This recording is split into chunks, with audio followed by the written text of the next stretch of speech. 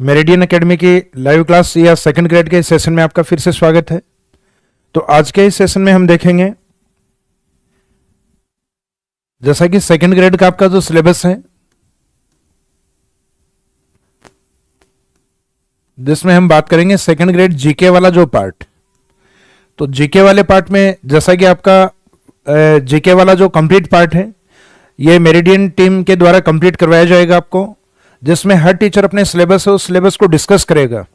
इसका मीनिंग ये है कि कम से कम आपको ये पता है कि आपको सिलेबस के किस पार्ट को अच्छे से पढ़ना है, यानी कौन कौन से टॉपिक्स अपने को कवर करने हैं, एग्जाम की स्ट्रेटजी क्या रहने वाली है। तो इन सब के लिए सबसे इंपॉर्टेंट होता है कि अपन जैसे ही क्लासेज स्टार्ट करें उससे पहले कम से कम सिलेबस का अपने को पता हो। तो सेकेंड ग्रेड जीके वाले पार्ट में जैसा कि ज्योग्राफी वाला जो पार्ट है आपका, उस ज्योग्राफी वाले पार्ट को हम डिस्कस करेंगे। हालांकि स्टूडेंट्स की बहुत सारी जो क्वेरी जो आ रही थी वो आ रही थी, सर सेकंड ग्रेड जो जीके वाला पार्ट है वो सभी के लिए है। तो आपका जो साइंस स्ट्रीम सब्जेक्ट हैं जिनके, या जिनके आर्ट्स वाला पार्ट यानी ह्यूमैनिटीज वाला एसएसटी वाला पार्ट है, तो उन सभी स्टूडेंट्स का जो जीके का पार्ट है वो कॉमन है। तो ये सभी स्टूडेंट्स के लिए है, ये सिर्फ ज्योग्राफी का पार्ट नहीं है, इसमें ऑल सब्जेक्ट आपको कंप्लीट करवाए जाएंगे। तो जैसे जैसे हम बात करेंगे इसमें हर एक जो आपका टॉपिक है, जैसे ज्योग्राफी है तो ज्योग्राफी के सिलेबस के बारे में, हिस्ट्री है तो हिस्ट्री सिलेबस के बारे में, आपका पॉलिटी वाला पार्ट है तो पॉलिटी के सिलेबस के बारे में, यानी इसमें कौन कौन से पार्ट है उनके सिलेबस के बाद आपके कंटिन्यूस जो क्लासेज हैं उसके बाद में जनरली हम स्टार्ट कर दे रहे हैं। तो इसमें ज्योग्राफी वाले पार्ट के अंदर आपके तीनों स्ट्रीम दी हुई हैं। और इसमें एक अच्छी बात आपके लिए हमने ये रख दी है कि आपने अगर फर्स्ट ग्रेड का सिलेबस अगर परचेज किया है तो फर्स्ट ग्रेड और उसके साथ हमने सेकंड ग्रेड को कॉम्प्लीमेंट्री दिया हुआ है आपको।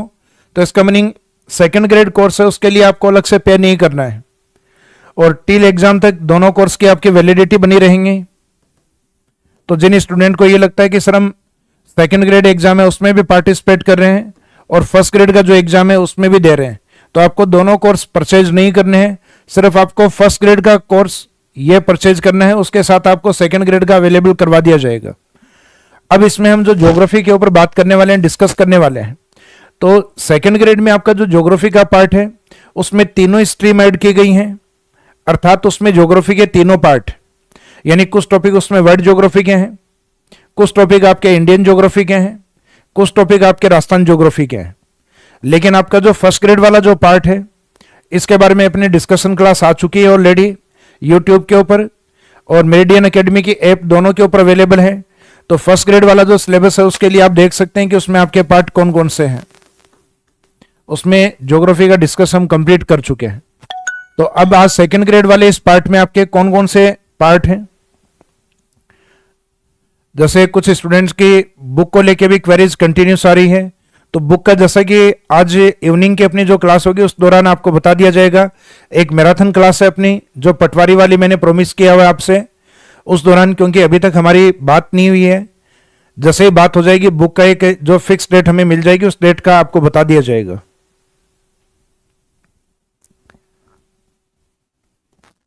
तो इसमें सेकंड ग्रेड वाला जो पार्ट है आपका,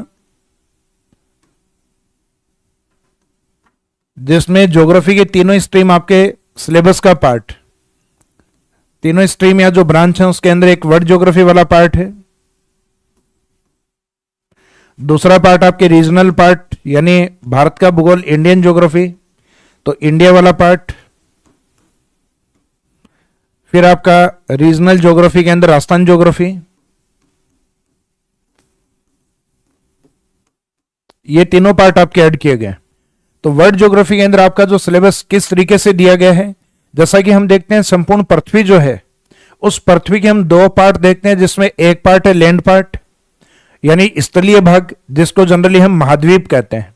जैसे स्थलीय भाग को आप देखते हैं अपनी पृथ्वी पे, जहां जहां बड़े बड़े स्थलीय भाग जो हैं यानी जो लैंड पार्ट है वो चारों ओर पानी से घिरे हुए हैं। तो पानी से घिरे हुए स्थलीय भाग को या लैंड पार्ट को जनरली हम क्या मानते हैं, द्वीप अर्थात आइलैंड। और जब ये द्वीप काफी बड़े हो तो इनको नाम दिया जाएगा महाद्वीप, यानी द्वीपों का जो बड़ा आकार। तो इसका मीनिंग है वर्ल्ड ज्योग्राफी में एक तो ये पार्ट अपने को कवर करना है महाद्वीप। अब महाद्वीपों के साथ आपके कौन कौन से टॉपिक ऐड होते हैं, जैसे फॉर एग्जांपल अपन महाद्वीपीय भाग या कॉन्टिनेंटल पार्ट पर है, तो महाद्वीपीय भाग पे एक तो जो विभिन्न प्रकार के स्थलखंड या महाद्वीप हैं वो आपके दिए हुए हैं, तो 7 कॉन्टिनेंट्स के बारे में अपने को पढ़ना है, यानी उनके जनरल स्टडी जो आपके दिए हुए है उसको कवर करना है। फिर महाद्वीपों के ऊपर जो रिलीफ फीचर्स होते हैं अर्थात जो उच्चावच होते हैं, उच्चावच का मीनिंग है महाद्वीप के ऊपर सबसे ऊंचे भाग, हम माउंटेन्स या पर्वत को लेते हैं। फिर पर्वतों से जस्ट नीचे जो भाग हैं चट्टानी भाग, वो अपने प्लेट्यूज या पठार होते हैं। फिर पठारों से जो नीचे भाग है जो मुख्यतः मैदान के रूप में, वर्ल्ड ज्योग्राफी में जनरली आप देखते हैं जो मैदानी भाग हैं उनको क्लाइमेट के अकॉर्डिंग 2 पार्ट्स में डिवाइड किया जाता है। मैदानी भागों में एक मैदान तो होते हैं आपके जो इक्वेटर लाइन के निकट होते हैं, उष्णकटिबंधीय मैदान, अर्थात जो मुख्यतः उच्च तापमान वाले क्षेत्र में होते हैं। दूसरा पार्ट इसमें रहता है आपका शीतोष्ण कटिबंधीय घास के मैदान, जो एग्जाम में जनरली अपनी ज्यादा इंपॉर्टेंट, यानी जो टेम्परेट जोनल जो ग्रेजिंग लैंड या घास भूमियां हैं, जैसे कि आप प्रेरीज का नाम सुनते हैं, पंपास का नाम सुनते हैं, स्टेपीज का नाम सुनते हैं, ऑस्ट्रेलिया में डाउन्स का नाम सुनते हैं, वो सारे मैदानी भाग आपके शीतोष्ण कटिबंधीय मैदान में कवर होंगे। इसका मीनिंग इसमें ये ज्यादा इंपॉर्टेंट है, लेकिन ऐसा नहीं है कि उष्ण कटिबंधीय इंपॉर्टेंट नहीं है। उष्ण कटिबंधीय में मुख्यतः कंपास का जो मैदान है, यानी जो अमेरिका की ओर है, अफ्रीका की ओर आपका सवाना लैंड है, तो वो काफी इंपॉर्टेंट है। तो क्वेश्चन ऐसा नहीं है इसमें से भी नहीं है, इसमें नहीं आएंगे, इसमें से भी आ सकते हैं, लेकिन जनरली शीतोष्ण कटिबंधीय मैदान में से अधिक आते हैं। फिर बाद में मैदानों का वो भाग जो मुख्यतः एरिड कंडीशन या शुष्क दशाओं में है, तो उस प्रकार के मैदानी भागों को हम काउंट करते हैं डेजर्ट के अंदर। डेजर्ट या जो मरुस्थलीय भाग हैं उनके अलग अलग तरीके के डिवाइडेशन है आपके, जैसे फॉर एग्जांपल वर्ल्ड ज्योग्राफी के अंदर जो डेजर्ट या मरुस्थल आप कवर करेंगे वो अगर हम टेम्परेचर के अकॉर्डिंग बात करें, अर्थात तापमान के आधार पे बात करें, तो तापमान के आधार पे मरुस्थल आपके 3 प्रकार के हैं। एक तो 0 डिग्री के जो निकट हैं, यानी 0 डिग्री और 30 डिग्री के आसपास, ये आपके आएंगे ट्रॉपिकल जोन में, अर्थात उष्ण या गर्म मरुस्थलीय क्षेत्रों में, जैसे कि इसका बेस्ट एग्जांपल आपको ध्यान है सहारा मरुस्थल। फिर एक इस प्रकार के मरुस्थल जो मोस्टली 30 डिग्री से और 60 डिग्री के आसपास हैं, ये टेम्परेट जोन में काउंट होंगे। टेम्परेट जोन यानी शीतोष्ण कटिबंध वाले मरुस्थल, जैसे अपने गोबी का मरुस्थल है वो टेम्परेट जोन डेजर्ट है, उसका बेस्ट एग्जांपल के रूप में है। फिर लगभग जो 60 डिग्री से और 90 डिग्री के बीच इस वाले क्षेत्र में जो ज्यादातर मरुस्थल हैं वो ठंडे मरुस्थल या शीत मरुस्थल हैं, और उसका जो बेस्ट एग्जांपल है जैसे अंटार्कटिका, तो अंटार्कटिका पूरा महाद्वीप ही अपने आप में एक कोल्ड डेजर्ट का बेस्ट एग्जांपल। जैसे आप रूस वाला एक एरिया है आपने सुना है साइबेरिया, तो साइबेरिया पार्ट है वो भी इसका एग्जांपल है। तो इसका मीनिंग है टेम्परेचर के आधार पे विश्व के अंदर जो मरुस्थल हैं वो अपने कितने प्रकार के रहेंगे, 3 प्रकार के। फिर दूसरा प्रकार इसमें होता है, इसमें रॉक्स स्ट्रक्चर को लेकर, यानी मुख्यतः चट्टानी समूहों को लेकर। तो चट्टानी समूहों में जैसा कि आपको ध्यान है, एक मरुस्थल इस प्रकार का होता है जिसमें रेत ही रेत हो, अर्थात जिसमें आपको सैंड अधिक देखने को मिलेगी, रेत अधिक देखने को मिलेगी। एक इस प्रकार का मरुस्थल होता है जिसमें आपको स्टोन या पत्थर देखने को मिलते हैं, यानी चट्टानें देखने को मिलती हैं।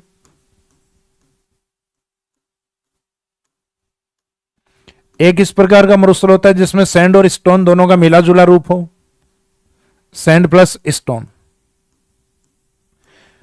तो जो मुख्यतः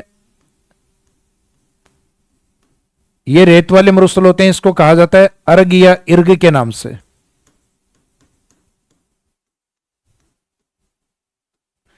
वो मरुस्थल जो चट्टानी भाग है, यानी जिनमें जनरली ड्यून्स नहीं पाए जाते, बालू का स्तूप का अभाव होता है, इन मरुस्थलीय क्षेत्रों को जनरली हम टाइटल देते हैं हमादा। जैसे राजस्थान के मरुस्थल में भी पश्चिम में इस प्रकार की कुछ कंडीशन है जहां चट्टानी भाग है, यानी राजस्थान के अकॉर्डिंग देखें तो बलुआ पत्थर और चूना पत्थर। तो विश्व के ऐसे कई डेजर्ट हैं जिसमें इस प्रकार के स्ट्रक्चर देखने को मिलते हैं, तो वो अपने आप में हमादा डेजर्ट के टाइप में काउंट होंगे। और एक वो डेजर्ट जिसमें दोनों कंडीशन हो, रेत भी देखने को मिले और पथरीला भी हो, तो उस प्रकार के मरुस्थल को नाम दिया जाता है रेग डेजर्ट। रेग मरुस्थल की कैटेगरी में। तो इसका मीनिंग पहले तो मरुस्थल है वो किस किस प्रकार के हैं, क्योंकि आजकल आरपीएससी की जो अप्रोच है वो सिर्फ ये नहीं है कि मरुस्थल पढ़ के चले जाओ आप, कि विश्व के आपने 15-20 डेजर्ट है उनको कवर कर लिया तो उससे अपना आप काम नहीं चलने वाला। हो सकता है कि आपको 4 डेजर्ट दिए जाएं और उसमें उनकी डिमांड ये हो कि इनमें से कौन सा शीतोष्ण कटिबंधीय है, यानी 3 उष्ण और 1 शीतोष्ण दिया जा सकता है, या 3 आपको टेम्परेट जोन वाले शीतोष्ण और 1 उष्ण दिया जा सकता है। तो मीनिंग ये है कि आरपीएससी की अप्रोच है वो मटेरियल में थोड़ी सी डीप जा रही है, तो अपने को भी उस डीप तक जाना है, यानी उस सब्जेक्ट का जो पार्ट है उसको लगभग कंप्लीट करना है। ये नहीं है कि बिल्कुल सतही आप पढ़ के चले जाएं, तो सतही पढ़ने से अब काम नहीं चलने वाला है। तो इस वाले पार्ट को हम कवर करेंगे महाद्वीपीय भाग के उच्चावच जो पार्ट है उसके अंदर।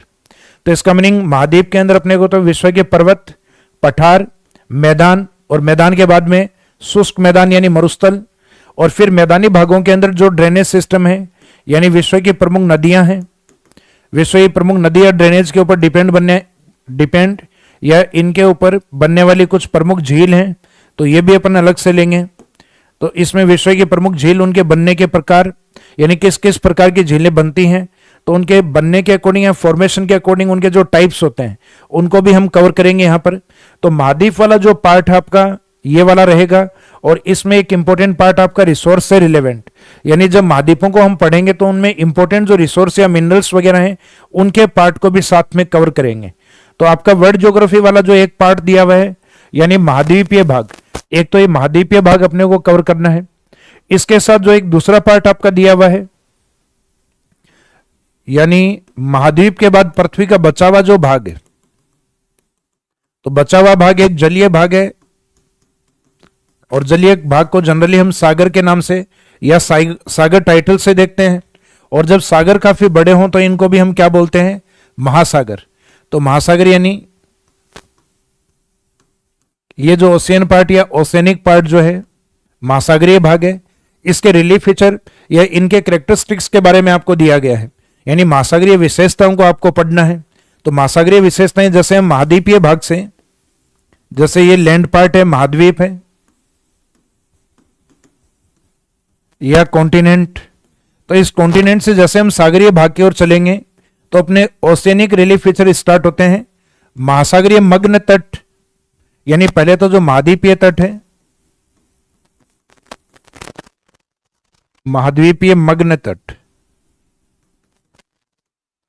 यह महासागरों का जो भाग है जो तट पे आता है। तो ये महासागर और महाद्वीपों के किनारे वाले जो पार्ट हैं, यानी जहां आपस में एक दूसरे से मिलते हुए प्रतीत होते हैं महाद्वीप और महासागर, ये कॉन्टिनेंटल जो अपने मग्न तट के रूप में, महाद्वीपीय मग्न तट के रूप में, जैसे ही हम आगे की ओर चलेंगे तो महाद्वीपीय मग्न ढाल, महाद्वीपीय मग्न ढाल के बाद में जस्ट नीचे की ओर महासागरीय जो मैदान है,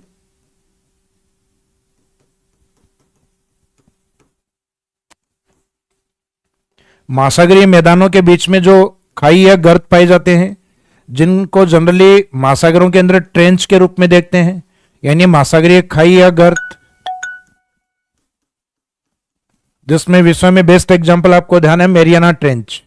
महासागरीय भाग में बीच बीच में कुछ ज्वालामुखी उद्गार या स्थलीय भाग हैं जो चट्टानी भाग के रूप में बाहर उभरे हुए दिखाई देते हैं, इनको कहा जाता है महासागरीय कटक।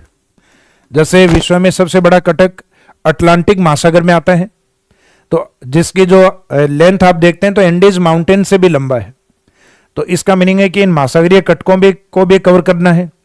फिर महाद्वीप जो महासागरीय रिलीफ फीचर यानी ओशियनिक जो रिलीफ फीचर है, जैसे महाद्वीपों पे जो रिलीफ फीचर है वो ऊपर की तरफ यानी पर्वतों से हम कंटिन्यूस नीचे की तरफ आते हैं, जैसे पर्वत, पठार, मैदान। तो हम महासागरीय भागों में महाद्वीपीय मग्न तट से और अंदर की तरफ चलते हैं, तो महाद्वीपीय मग्न तट, फिर ढाल आएगा, फिर उसमें कई जगह उभार पाए जाते हैं, फिर नीचे महासागर का भाग है वो महासागरीय तली या महासागरीय मैदान। फिर महासागरीय मैदान के अंदर भी कुछ गर्त हैं जिनको ट्रेंच या खाई। फिर महासागर के अंदर उठे हुए जो भाग हैं चट्टानी भाग, वो मुख्यतः कटक के रूप में है। इसके बाद में महासागरों के साथ इनकी छोटी जो यूनिट है, तो महासागरी की जो छोटी यूनिट होती है वो जनरली हमारे लिए सी पार्ट के रूप में होती है, अर्थात सागर। तो महासागरों में विश्व के प्रमुख सागर कौन से हैं? इनसे सागरों के अलावा जो कुछ प्रमुख जलीय राशियां और होती हैं, जैसे खाड़ी है, तो खाड़ी का मीनिंग या डेफिनेशन क्या है? और विश्व की प्रमुख खाड़ी हैं। मुख्यतः जलीय क्षेत्रों को यानी महासागर, सागरों को मिलाने वाले, या सागर और खाड़ी को मिलाने वाले, या महासागर और खाड़ी को मिलाने वाले, उन पार्ट को हम कहते हैं वाटर स्टेट यानी जल संधि के रूप में। जल संधि का मीनिंग जो दो जलीय क्षेत्रों को जोड़ती हो और स्थलीय भागों को अलग करती हो। तो इन पार्ट्स के बारे में भी हम कवर करेंगे। और महासागर से जुड़ा हुआ एक पार्ट और आता है आपका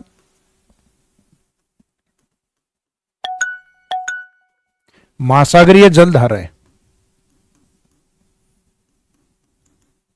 यानी चैप्टर लिखने में एग्जामिनर ने सिर्फ दो शब्द लिखे हैं, महाद्वीप और महासागर की विशेषताएं, लेकिन वास्तव में ये दो शब्द नहीं, आपके अलग अलग चैप्टर हैं ये।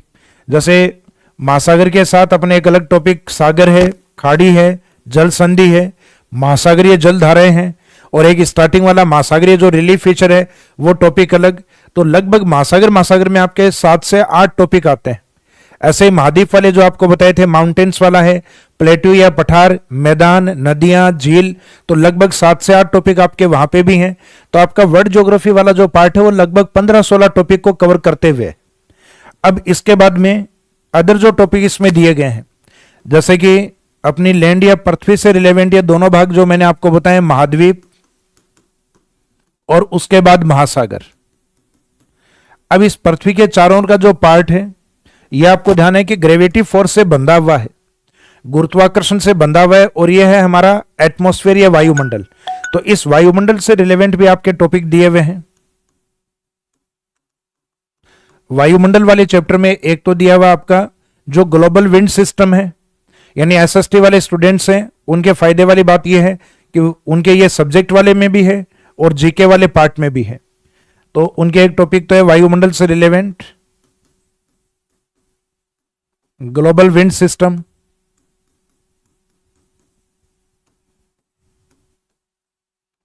वैश्विक पवन तंत्र। इसके बाद में एटमॉस्फेयर या वायुमंडल है, अगर ये कहीं ना कहीं अपनी क्वालिटी में डिक्लाइन होता है तो इसका मीनिंग है कि ये वायु प्रदूषित हो रहा है, सॉरी एटमॉस्फेयर या वायुमंडल है प्रदूषित हो रहा है। तो इससे रिलेवेंट आपके एक टॉपिक दिया हुआ है जिसमें इन्वायरमेंटल जो आपके इश्यूज हैं और उनके लिए हमें क्या करना चाहिए, क्या स्ट्रेटजी बनानी चाहिए, उसके बारे में। इसका मीनिंग है कि वायुमंडल से रिलेवेंट जो दूसरा एक टॉपिक है आपका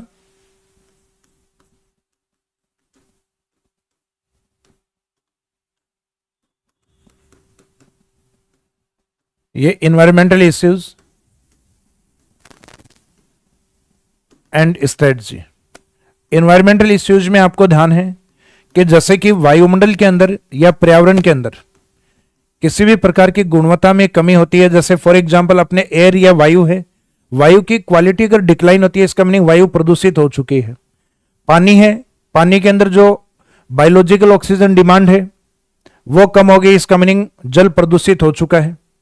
एटमॉस्फेयर के अंदर अगर तेज ध्वनि उत्पन्न होना स्टार्ट हो जाए, मुख्यतः इंडस्ट्रीज के कारण, वाहनों के कारण, या किसी भी कोई लाउड स्पीकर है उसके द्वारा, तो एक निश्चित स्केल के बाद, यानी जो भी उसमें तय है मानक है, जैसे कि जनरली इसमें चेंज होते रहते हैं, 80 डेसिबल है, उससे अधिक वाला अपना नॉइज पोल्यूशन में काउंट होता है। और अपनी जमीन वगैरह है उसके अंदर हम केमिकल का अगर यूज करते हैं तो वो लैंड पोल्यूशन भी होता है। तो इसका मीनिंग इन्वायरमेंटल से जुड़ी हुई जो समस्याएं हैं जैसे कि जल प्रदूषण, वाटर पोल्यूशन, वायु प्रदूषण, एयर पोल्यूशन, मुख्यतः नॉइज का अधिक बढ़ना, नॉइज पोल्यूशन, ध्वनि प्रदूषण, भूमि के अंदर फर्टिलाइजर का अधिक यूज करना या केमिकल फर्टिलाइजर का अधिक यूज करना, तो उससे भूमि की क्वालिटी है वो डिक्लाइन होती है। तो इसका मीनिंग वो भूमि या मृदा प्रदूषण।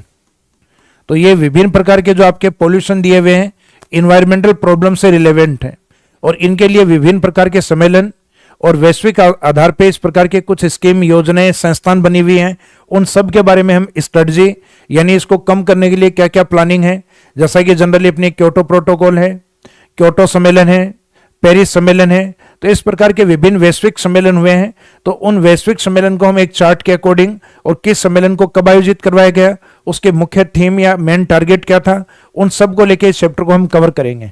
तो इसका मीनिंग वायुमंडल से रिलेवेंट आपके दो टॉपिक हो गए, एक तो वायुमंडल में वैश्विक पवन तंत्र, ग्लोबल विंड सिस्टम, और एक वायुमंडल के पर्यावरणीय समस्याओं को लेकर। इसके बाद में जो नेक्स्ट पार्ट है आपका वो मुख्यतः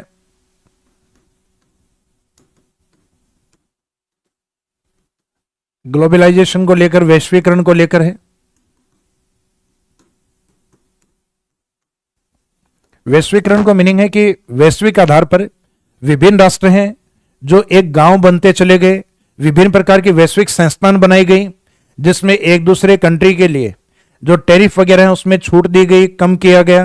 हालांकि ट्रम्प साहब ने अब वर्तमान में इन सबको बिगाड़ रखा है। इसका मीनिंग हर इस देश है वो मुख्यतः अपने प्रोडक्शन और अपनी डिमांड पे धीरे धीरे डिपेंड होता जा रहा है। इसका मीनिंग है कि वो अपनी सप्लाई चेन है वो कम से कम अमेरिका तो नहीं करे, या अमेरिका चाह भी नहीं रहे, क्योंकि इतना ट्रैफिक जो टैरिफ बढ़ा है। तो इसका सीधा सा मीनिंग है कि अमेरिका ये चाहता है कि कोई भी अगर व्यापार करने आता है तो इसका मीनिंग है कि उसके अकॉर्डिंग हम फेवरेबल कंडीशंस को नहीं रहने देंगे। तो मीनिंग ये हुआ कि अमेरिका अपने यहाँ की यानी अपनी जो स्वयं के देश की कंपनी है उनकी ग्रोथ देखना चाहता है। तो आने वाले टाइम पीरियड में क्योंकि भारत का जो पॉपुलेशन है वो काफ़ी अधिक है, तो अपने देश में डिमांड और अधिक है। तो उन सब के बारे में जो ग्लोबलाइजेशन या वैश्वीकरण है वो, और वर्तमान में इस वैश्वीकरण का जो बदलता हुआ जो स्वरूप है, उन सब के बारे में करंट को इसमें शामिल करते हुए हम कवर करेंगे। तो एक पार्ट आपका ये रहेगा ग्लोबलाइजेशन। इसके बाद में जो वैश्विक जनसंख्या है, पॉपुलेशन वाला पार्ट आपका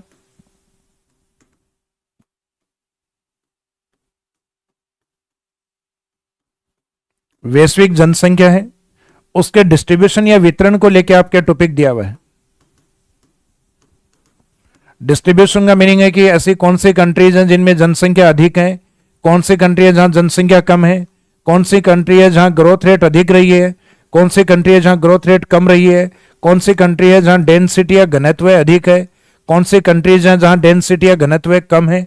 तो ये डिस्ट्रीब्यूशन को लेकर हर तरीके से जितने डायमेंशन बनते हैं उन सब को हम कवर करते हुए सिलेबस को कंप्लीट करेंगे। तो ये वाला पार्ट है जनसंख्या वाला। इसके साथ एक पॉइंट और दिया हुआ आपके माइग्रेशन। माइग्रेशन या प्रवास की दो धाराएं होती हैं मुख्य, वैसे जनरली तो चार धाराएं मानी जाती हैं इसकी, लेकिन अपन माइग्रेशन या प्रवास या तो किसी एरिया से बाहर जा सकते हैं तो वो आउट माइग्रेशन, या किसी बाहर वाले एरिया से किसी क्षेत्र में आ सकते हैं तो इन माइग्रेशन। जैसे फॉर एग्जांपल आप राजस्थान के जयपुर जिले से परमानेंट उदयपुर चले गए तो आप जयपुर के लिए तो आउट माइग्रेट हो चुके हो, जबकि उदयपुर के लिए आप इन माइग्रेट हो चुके हो, यानी यहां के लिए उत्प्रवासी और यहां के लिए अप्रवासी। तो विश्व के अंदर वर्तमान में कुछ ऐसे युद्ध भी हुए हैं जिसके कारण, जैसे यूक्रेन का सबसे बड़ा एग्जांपल, तो वहां के जो स्थानीय जो लोग हैं तो मुख्यतः अपने निकटतम राष्ट्र हैं, उनमें माइग्रेशन की समस्या काफी ज्यादा बढ़ी है। तो इस प्रकार की समस्याएं भारत में भी रही हैं, जैसे बांग्लादेशियों का आना, म्यांमार से मुख्यतः रोहिंग्या का आना, पाकिस्तान है वहां से भी कुछ लोग हैं माइग्रेट होते रहते हैं। तो ये काफी बड़ी समस्या है भारत में भी माइग्रेशन। तो वैश्विक आधार पे, यानी सिर्फ इंडिया के अकॉर्डिंग नहीं पढ़ना अपने को, वैश्विक आधार पे ऐसे इंपॉर्टेंट कंट्रीज कौन कौन से हैं जहां लोग माइग्रेट हो रहे हैं। जैसे मेक्सिको से अमेरिका की ओर माइग्रेशन है। तो ये प्रमुख जो समस्याएं विश्व के अलग अलग कॉन्टिनेंट्स के संदर्भ में, यानी अलग अलग महाद्वीपों के अकॉर्डिंग ये समस्याएं हम कवर करेंगे। तो आपका जो वर्ल्ड ज्योग्राफी वाला पार्ट है वो वर्ल्ड ज्योग्राफी वाला पार्ट आप समझ गए। आपके जो मेन पार्ट दिए हुए हैं, एक तो महाद्वीप से रिलेवेंट, जिसमें पर्वत, पठार, मैदान, नदी, झील और मैदानों की बात हमने जो की है। महाद्वीप के बाद में जो दूसरा पार्ट आपका महासागरीय भाग, इसके बाद में आपका एटमॉस्फेयर या वायुमंडल से रिलेवेंट दो पार्ट दिए हुए हैं। तो एटमॉस्फेयर में हमने बात की एक तो विंड सिस्टम या पवन तंत्र, एक मुख्यतः पर्यावरणीय समस्या है। और इसके बाद में जो टॉपिक है आपका एक वैश्वीकरण वाला है, और एक लास्ट टॉपिक आपका जनसंख्या, जिसके वितरण को लेकर और मुख्यतः प्रवास को लेकर बात हुई है। तो इस तरीके से आपका ये वर्ल्ड ज्योग्राफी वाला जो पार्ट है ये डिवाइड। उसके बाद में आपका जो रीजनल पार्ट यानी जहां से आप बिलोंग करते हैं, जहां आप एग्जाम दे रहे हैं, यानी जिस राष्ट्र में या जिस राज्य से आप रिलेवेंट हैं वहां की ज्योग्राफी के बारे में पढ़ना। तो आगे वाला जो पार्ट है वो अपने देश और अपने राज्य से रिलेवेंट है। जैसे हम बात करें, चाहे आप यहां बात करें राजस्थान ज्योग्राफी की, चाहे आप यहां बात करें इंडियन ज्योग्राफी की, आपके टॉपिक लगभग एक जैसे से हैं दोनों में, लेकिन फर्क किस बात का है? बस डेटा राजस्थान पढ़ोगे तो राजस्थान वाले लिखने हैं, इंडियन ज्योग्राफी पढ़ेंगे तो इंडिया वाले डेटाज लिखने हैं। जैसे फॉर एग्जांपल दोनों ही ज्योग्राफी के अंदर आपका एक कॉमन टॉपिक आएगा, हालांकि इंडिया में लिखा हुआ नहीं है लेकिन पढ़ना पड़ेगा आपको, जैसे कि लोकेशन और एक्सटेंशन या विस्तार को लेकर। जैसे किसी भी ज्योग्राफिकल एरिया के लिए लोकेशन या स्थिति का मीनिंग क्या होता है? स्थिति का मीनिंग होता है वहां के अक्षांश और देशांतरों को कवर करना।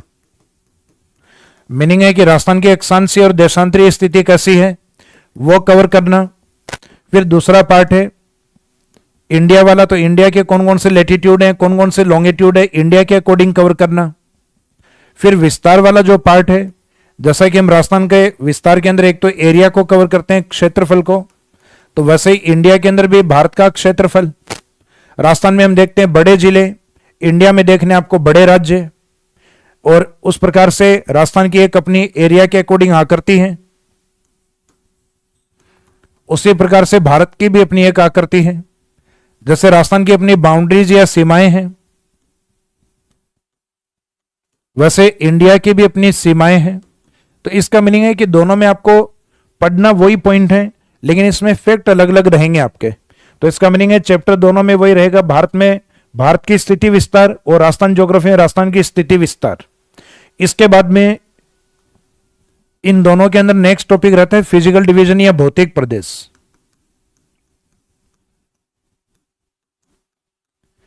अब राजस्थान के अकॉर्डिंग राजस्थान के जो फिजिकल डिवीजन्स हैं वो कवर करने हैं, और इंडियन ज्योग्राफी के अंदर इंडिया के अकॉर्डिंग जो फिजिकल जो पार्ट आएंगे, इसके फिजिकल डिवीजन्स जो रहेंगे उनको कवर करना होगा।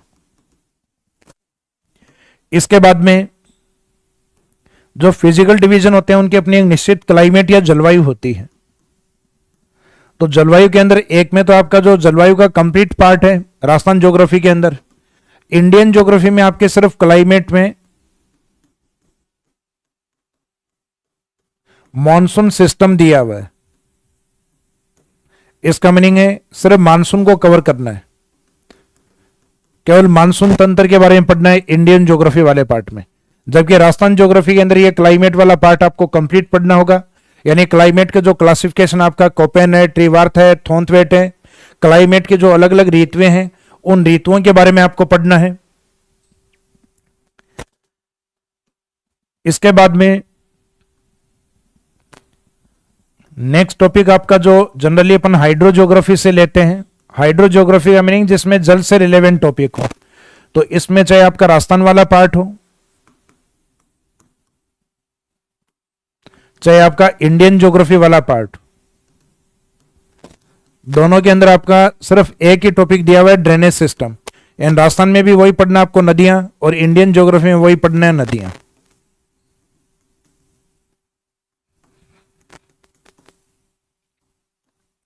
तो हाइड्रो ज्योग्राफी वाले में सिर्फ दोनों में एक एक पार्ट। उसके बाद में जो रिसोर्स ज्योग्राफी है,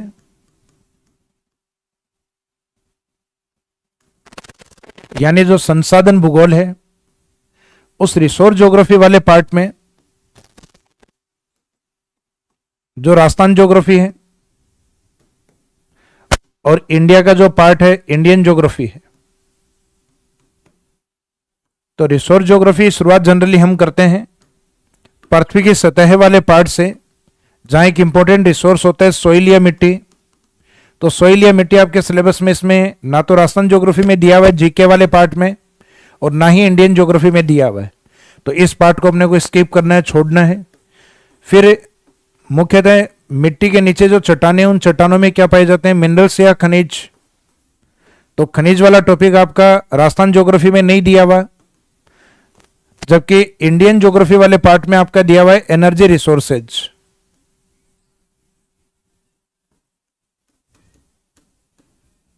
एनर्जी रिसोर्स का मीनिंग है कि जो ऊर्जा के स्रोत हैं वो आपके दो तरीके के हैं। एक कार्बनिक सोर्स माने जाते हैं, जो कि जनरली आपको ध्यान है कि एटमॉस्फेयर के अंदर जैसे इनका यूटिलाइज हम करते हैं तो कार्बन मुक्त होती है, जैसे कोयला है, पेट्रोलियम है, प्राकृतिक गैस है।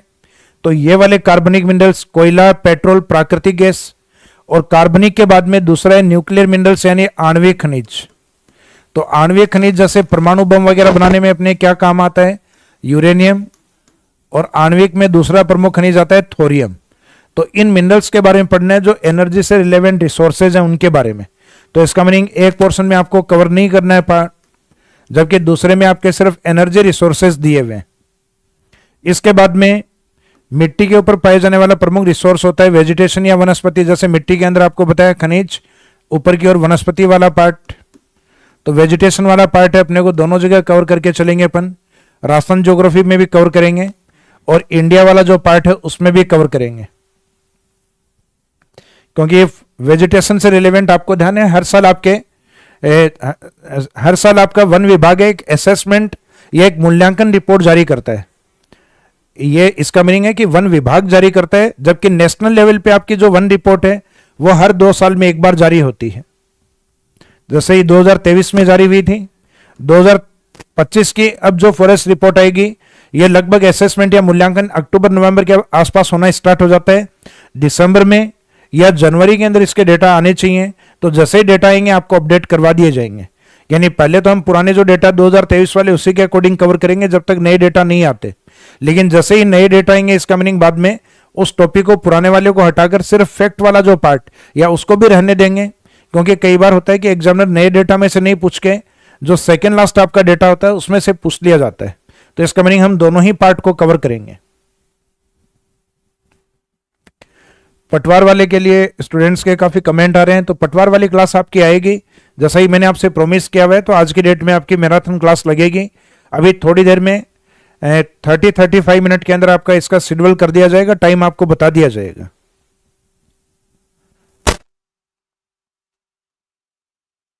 इसके बाद में रिसोर्स ज्योग्राफी के बाद आपका जो पार्ट आता है वो आता है इकोनॉमी ज्योग्राफी वाला पार्ट। तो इकोनॉमी ज्योग्राफी के अंदर जो इंपॉर्टेंट पार्ट है, ग्रामीण क्षेत्र में हम इकोनॉमी का जो मुख्य पार्ट देखते हैं वो है कृषि। तो एग्रीकल्चर वाला पार्ट आपके इंडियन ज्योग्राफी में नहीं देके आपका इंडियन इकोनॉमी वाला पार्ट दिया हुआ है सिलेबस में। हालांकि उसमें 3 ही टॉपिक दिए हुए हैं, एक तो ट्रेड या व्यापार से रिलेवेंट है, एक आपका इंडस्ट्री से रिलेवेंट है, और एक आपका एग्रीकल्चर से रिलेवेंट। तो उस इंडियन ज्योग्राफी वाला जो पार्ट है उसके अंदर एग्रीकल्चर अलग से नहीं दिया हुआ, वो आपके इंडियन इकोनॉमी वाले पार्ट में डाला हुआ है। तो ये इंडियन इकोनॉमी वाला पार्ट ये भी आपको कवर करवाया जाएगा, या तो इस वाले पार्ट को, क्योंकि ये ज्योग्राफी से रिलेवेंट है ज्यादातर, या तो ये मेरे द्वारा करवा दिया जाएगा या इसको दीपक सर हैं क्योंकि वो इकोनॉमी के टीचर हैं। तो इकोनॉमी वाली कुछ ऐसी टर्म्स अगर आती हैं ज्यादा इंपॉर्टेंट है तो उन सर से भी वो टॉपिक करवा दिया जाएगा आपको। तो ये वाला पार्ट है जो एग्रीकल्चर। फिर एग्रीकल्चर के साथ ग्रामीण अर्थव्यवस्था से जुड़ा हुआ एक पार्ट और आता है आपका पशु संपदा। फिर पशु संपदा के साथ आता है आपका डेयरी उद्योग या डेयरी इंडस्ट्रीज। तो ये वाले जो पार्ट आपके एग्रीकल्चर, लाइव स्टॉक और डेयरी, ये वाले पार्ट आपका इकोनॉमी ज्योग्राफी का पार्ट। और ये इकोनॉमी अगर आप शहरी क्षेत्र में आते हैं तो ये चेंज होती है इंडस्ट्रीज या उद्योग में। तो उद्योग वाला चैप्टर आपका सिलेबस का पार्ट है। इसके साथ इंडस्ट्रीज में काम करने के लिए हमें क्या चाहिए, मैन पावर या जनसंख्या। तो यह भी कहीं ना कहीं इकोनॉमी का एक पार्ट होगा, जनसंख्या, क्योंकि जनसंख्या भी अपने आप में एक रिसोर्स है। काम करने के लिए कामगार लोगों की आवश्यकता चाहिए जो हमें जनसंख्या से प्राप्त होते हैं। तो जनसंख्या में आपके कुछ स्पेसिफिक डेटा दिए हुए हैं, जैसे आपके सेक्स रेशियो के बारे में दिया हुआ है, लिटरेसी रेट के बारे में दिया हुआ है, मुख्यतः ट्राइब्स या जनजातियों के बारे में दिया हुआ है। तो उस वाले पार्ट को हम इसमें कवर करेंगे। तो आपका ये जो मेन पार्ट है, जैसा कि इकोनॉमी ज्योग्राफी के अंदर, ये आपके इंडियन ज्योग्राफी के अंदर है। इंडियन ज्योग्राफी में एग्रीकल्चर वाला पार्ट है, पशु संपदा और डेयरी नहीं है। तो इसका मीनिंग ये वाला पार्ट है राजस्थान में कृषि, पशुपालन और डेयरी। इंडियन ज्योग्राफी या इंडियन इकोनॉमी में सिर्फ इसमें एग्रीकल्चर को रखा गया है। इंडस्ट्री आपके राजस्थान ज्योग्राफी में भी है और इंडियन ज्योग्राफी वाले पार्ट में भी है।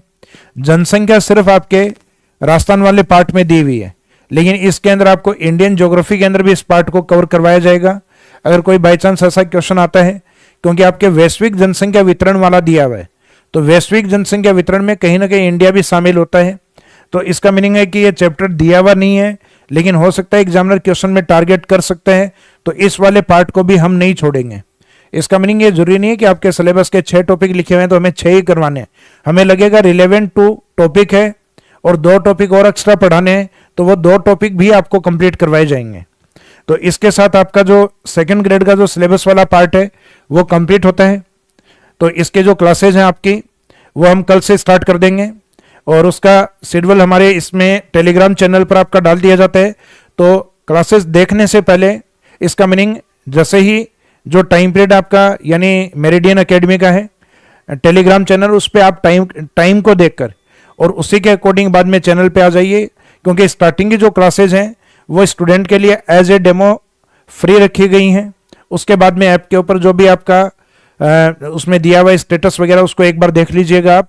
तो ये सेशन जो सिलेबस वाला था इसको हम यहीं समाप्त करेंगे। अब आपके अगर कुछ कमेंट वगैरह है वो देख लेता हूं एक बार। सर इंडियन ज्योग्राफी बुक कब तक आएगी? देखो इंडियन ज्योग्राफी वाला पार्ट है जो स्टूडेंट आने वाले जो एग्जाम्स हैं, जैसे सेकंड ग्रेड के लिए लेना चाह रहे हैं या फर्स्ट ग्रेड के लिए लेना चाह रहे हैं या राजस्थान के जो अदर एग्जाम्स हैं उनको कवर करते हुए, अदर एग्जाम का मीनिंग है राजस्थान के जितनी भी एग्जाम है उनको कवर करते हुए निकाली जाएगी। उस बुक का टाइम पीरियड रहेगा अपना सितंबर लास्ट, इंडियन ज्योग्राफी वाला। तो इंडियन ज्योग्राफी वाली बुक आपके सितंबर लास्ट तक लॉन्च कर दी जाएगी और इतना रिलेवेंट और इतना अपडेट टॉपिक पार्ट उसमें रहेगा कि उस पार्ट को आप सिर्फ उस एक बुक के माध्यम से कवर कर सकते हो। इसके अलावा आपकी कुछ क्वेरीज हैं तो आप राजस्थान ज्योग्राफी वाली देखो प्रिंटिंग प्रेस वालों से आज बात होनी है। जो टाइम उनके द्वारा दिया जाएगा वो टाइम शाम वाले सेशन में या कल कोई ऐसी यूट्यूब पे आपकी लाइव क्लास होगी तो उसमें बता दिया जाएगा। तो अभी उन सर से मीटिंग होनी है, जैसा तय टाइम उनके द्वारा दिया जाएगा उसके बाद में क्लियर कर दिया जाएगा। सर टेलीग्राम की जो लिंक है, टेलीग्राम की लिंक अभी हमारी मैनेजमेंट टीम के जो सर हैं अकबर सर, उनके द्वारा अभी बता दिया जाएगा आपको। ज्योग्राफी ऐप की जो क्लासेज हैं उसके अंदर आपका इंडिया और वर्ल्ड ज्योग्राफी वाला, हाँ इंडिया और वर्ल्ड ज्योग्राफी वाला जो आपका इंटीग्रेटेड कोर्स वाला पार्ट है उसमें जो तीनों पार्ट है वो मैं ही करवाऊंगा आपको, जिसमें राजस्थान ज्योग्राफी, इंडियन ज्योग्राफी और वर्ल्ड ज्योग्राफी। अब जिसमें स्टूडेंट को यह है कि हमें आने वाली आगामी 2 साल तक की जो एग्जाम्स हैं उन सब के पार्ट को हम कवर कर पाए। तो इसका मीनिंग है स्टूडेंट्स वो तीनों पार्ट यानी इंटीग्रेटेड पार्ट जो आपके लिए थोड़ा रिलायबल रहेगा। और जिन स्टूडेंट्स को यह है कि हमने सर राजस्थान ज्योग्राफी कई बार पढ़ चुके हैं, लेकिन उसमें फायदा यह होगा क्योंकि राजस्थान ज्योग्राफी में अभी काफी ज्यादा अपडेशन आने वाला है, तो जो भी चीजें अपडेट होंगी तो वो आपके लिए काफी ज्यादा फायदेमंद होने वाला है। इसका मीनिंग है कि उसमें ऐसा नहीं क्लासेस डाल दी गई हैं उनके बाद में उनको अपडेट नहीं किया जाएगा।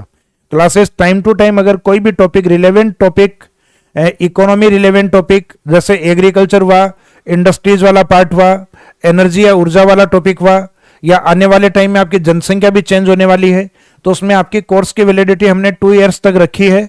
तो आप बेफिक्र होके और इन क्लासेज को टाइम टू टाइम आप ये देखते रहेंगे कि इसमें कुछ अपडेशन आता है तो उस अपडेशन वाले पार्ट को हम बार बार आपसे ठीक करवाते रहेंगे, यानी उन चीजों को हम अपडेट करते रहेंगे। ऐसा नहीं है सिलेबस कंप्लीट करवाना हमारा कार्य नहीं है, यानी सब्जेक्ट की समझ और एग्जाम में जब आप जाते हो तो सब्जेक्ट का जो करंट मैटर है उससे भी रिलेवेंट जो पार्ट है उसको कवर करवाया जाएगा। जो नोट्स हमारे रहेंगे जो हैंड रिटन रहेंगे और कुछ जहां हैंड रिटन पॉसिबल नहीं होगा क्योंकि मेन पावर है हैंड रिटन में वो भी सीमित है, यानी हमने वैसे कंटेंट राइटर लगे हुए हैं, लेकिन उसके अलावा अगर कोई पॉसिबल हुआ कि हैंड रिटन टीम अगर फ्री नहीं हुई तो उस कंडीशन में आपको टाइपिंग करवा के भी दिया जाएगा। लेकिन फाइनली हम धीरे धीरे प्रयास यही कर रहे हैं कि हमारा जो कंप्लीट जो कंटेंट है वो हैंड रिटन में रहेगा और आप राजस्थान ज्योग्राफी की जो बुक लेंगे लगभग उसी राइटिंग में आपका आएगा, वैसा ही कलरफुल रहेगा। तो आप बेफिक्र रहिए कि मटेरियल में कहीं कोई कमी नहीं होगी।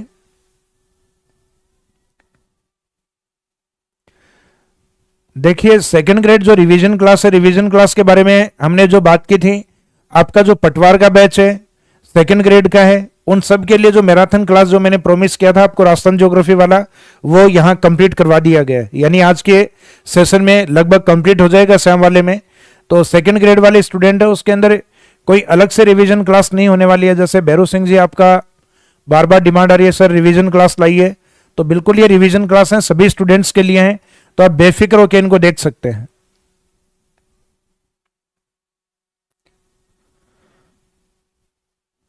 इंडियन ज्योग्राफी वाला जैसे मैंने प्रॉमिस किया है, इंडिया और वर्ल्ड ज्योग्राफी वाला भी आने वाले टाइम में सितंबर तक हमारा पूरा टारगेट ये है कि सितंबर के लास्ट तक हम इस पार्ट को भी लॉन्च कर देंगे। तो ये भी आपको यानी सबसे बेहतरीन जो मटेरियल होगा, सबसे अपडेट पार्ट जो होगा वो आपको पढ़ने को मिलेगा। और जिन जिन सोर्स से हम बुक्स हैं, जिनसे मटेरियल हम लेंगे आने वाले टाइम में, वो सारे सोर्स भी आपको अवेलेबल करवाए जाएंगे। और कारण ये है जैसे स्टूडेंट है उनकी क्षमताएं, जैसे ही मैंने पहले भी बताया था कि आप कोई भी ऑथेंटिक बुक पढ़ते हैं, जैसे एनसीईआरटी है, आपके जो राशन बोर्ड वाली बुक्स हैं, उसके बाद में कुछ यूनिवर्सिटी की बुक्स हैं, उनमें अलग राइटर की बुक लगती है आपके। उसके बाद में कुछ ऑथेंटिक जो साइट हैं, ऑथेंटिक जो गवर्नमेंट वेबसाइट्स हैं, उनके जो डेटाज हैं। इसका मीनिंग हमारा जो मटेरियल रहेगा वो लगभग उसमें 3 से 4 जो इंपॉर्टेंट सोर्स हैं उनको कंबाइंड करके वो सारे बुक्स में डाले जाएंगे। और अगर आपका किसी भी प्रकार का कोई क्वेश्चन को लेके क्वेरी हो कि आपका क्वेश्चन उस कंटेंट के कारण अगर गलत है, तो हमारे पास उसका 100% प्रूफ है, आप उस क्वेश्चन को एग्जाम में चैलेंज कर सकते हैं। ये मेरिडियन टीम अपने टेलीग्राम पे अगर ऐसा कोई क्वेश्चन आता है तो पूरा हम ध्यान देंगे और उसके ऑथेंटिक सोर्स आपको अवेलेबल करवाए जाएंगे। अगर जरूरी नहीं है कि आप यहाँ से जुड़े हुए हैं, नहीं जुड़े हुए, अगर आपने कोई और एग्जाम दी है और आप में टीम से रिलेवेंट टेलीग्राम से जो रिलेवेंट पार्ट है उसमें अगर अपने क्वेश्चन की क्वेरीज डालेंगे तो 100% आपका उसका रिप्लाई दिया जाएगा। तो अब बाकी की जो चीजें हैं वो अकबर सर आपको बताएंगे। तो आज के सेशन को मेरी तरफ से यहीं समाप्त करते हैं। Akbar sir please.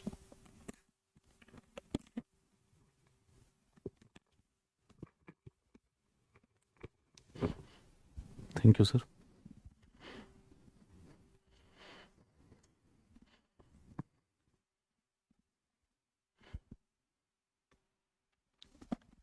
हाँ जी, नमस्कार। सबसे पहले तो मैं बता दूं, अपना जो टेलीग्राम चैनल है वो आप टेलीग्राम पे जाके अगर मेरिडियन एकेडमी सिर्फ सर्च करोगे तो अभी वो आएगा नहीं, आपको सर्च करना है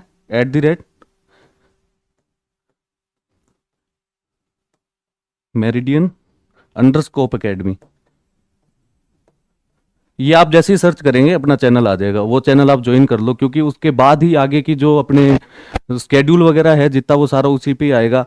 अगर कुछ नया अपडेट आता है ऐप से रिलेटेड तो वो अपने उसी पे ही अपडेट करते हैं सारी चीज़ें, तो आप टेलीग्राम चैनल को ज्वाइन कर लीजिए। दूसरी जो सबसे बड़ी बात मैं आपको बोलने आया था, जो अपना अभी 15 अगस्त का एक ऑफर चल रहा है, भारत 15 नाम से कूपन है जो आज रात 12 बजे तक ही है, तो ज़्यादा से ज़्यादा उसका यूज़ करके उसका फ़ायदा उठाइए। आज के बाद में वो 12 बजे बाद वो कूपन वो बंद हो जाएगा, फिर आप उसका फ़ायदा नहीं उठा पाओगे, ना फिर वो ऑफर वापस आएगा। और उसके अलावा एक है, मैं आपको कहना चाह रहा था, जो रिवीजन क्लास, उसके बारे में। रिवीजन क्लास आएगी, सारी की सारी पूरा रिवीजन करवाया जाएगा आपको, लेकिन वो अब ऐप पे आएगा, यूट्यूब पे आपकी एक भी रिवीजन क्लास नहीं आएगी। इसलिए आप ऐप पे जाइए और इनरोल कर लिए रिवीजन क्लास में। और उसमें एक दिक्कत ये आ रही है कि रिवीजन का हमने बैच बनाया था जो फ्री कोर्स था, लेकिन हमारी जो ऐप की जो बाय डिफॉल्ट वैलिडिटी होती है फ्री कोर्स की, वो सिर्फ 7 डेज की होती है, वो एक्सपायर हो चुकी है। अब उसकी वैलिडिटी को एक्सटेंड भी नहीं कर पा रहे हैं। अब इसके लिए हमने ये सोचा है कि मैं रिवीजन बैच एक नया क्रिएट करने वाला हूँ और उसकी फीस रखूंगा सिर्फ ₹1। तो आप अगर वो पेड हो जाए के बाद में फिर अपने उसकी 1 साल की वैलिडिटी कर देंगे, तो आप सारे के सारे उस बैच में इनरोल हो जाना। अब 1 घंटे के अंदर अंदर आपको ऐप के ऊपर रिवीजन क्लास नाम से एक बैच मिल जाएगा, जिसका अपने कोर्स प्राइस रहेगी ₹1। Thank you.